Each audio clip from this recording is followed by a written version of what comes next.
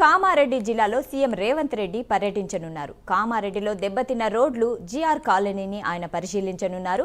హైదరాబాద్ నుంచి హెలికాప్టర్లో లింగంపేటకు వెళ్లి దెబ్బతిన్న కుడ్డు R&B బ్రిడ్జిని పరిశీలించనున్నారు. అలాగే బుడిగిడ గ్రామంలో దెబ్బతిన్న పంట పొలాలను కూడా సీఎం పరిశీలించనున్నారు. ఇక కామారెడ్డి IDOCలో ఫోటో ఎగ్జిబిషన్ను సీఎం రేవంత్ రెడ్డి సందర్శించనున్నారు.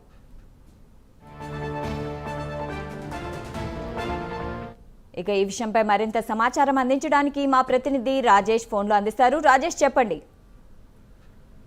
సైదా ఈ రోజు కామారెడ్డి జిల్లాలో సీఎం రేవంత్ రెడ్డి పర్యటన ఉంది. అయితే గత వారంలో భారీ వర్షాలు కురవడంతో వరద ముంపు ప్రాంతాలను పరిశీలించేందుకు ఈ రోజు హెలికాప్టర్ ద్వారా ఉన్నారు. ఉదయం 11:30 గంటలకు హెలికాప్టర్ ద్వారా లింగంపేట మండలం మోతే గ్రామానికి వస్తారు. అక్కడ నుంచి 11:45కి లింగంపేట మండలం కుర్దు వద్ద కూలిపోయినటువంటి బ్రిడ్జిని పరిశీలిస్తారు. అనంతరము 12:15 బురిగిద్ద వద్ద నీట మునిగినటువంటి పంట పొలాలు, దాదాపు 500 ఎకరాల పంట పొలాలు ఉన్నాయి. అక్కడ ఆ పంట పొలాలు నీట మునిగాయి, వాటిని పరిశీలిస్తారు. అనంతరము కామారెడ్డి పట్టణంలోని జిఆర్ కాలనీలో వరద బారిన పడ్డ ఇల్లు, దెబ్బతిన్న రోడ్లను కూడా పరిశీలిస్తారు. మధ్యాహ్నం 2 గంటలకు కామారెడ్డి కలెక్టరేట్ లో ఫోటో ఎగ్జిబిషన్ ను తిలకిస్తారు. అంటే వరద ముంపుతో జరిగినటువంటి నష్టానికి సంబంధించినటువంటి ఫోటో ఎగ్జిబిషన్ ను తిలకిస్తారు. అనంతరము జిల్లా అధికారులతో ఇటు సమీక్ష నిర్వహిస్తారు. మధ్యాహ్నం 3 గంటల తర్వాత హెలికాప్టర్ లో